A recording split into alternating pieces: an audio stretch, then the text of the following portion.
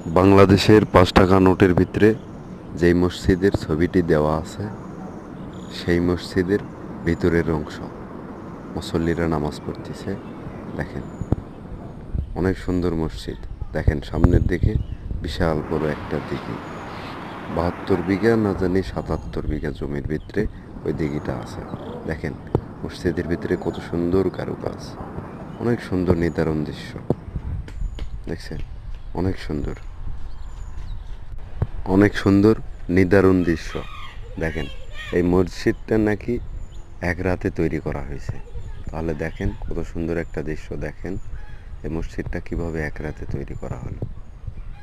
দেখেন এখানে অনেক মানুষ আসে, নামাজ পড়ে, আল্লাহর কাছে প্রার্থনা করে, এবং ওই যে দিঘিটা দেখলেন ওই দিঘিতে অনেক মানুষ এসে গোসল করে, এখানে রান্না বান্না করে, এখনও খাওয়া দাওয়ার আয়োজন চলে।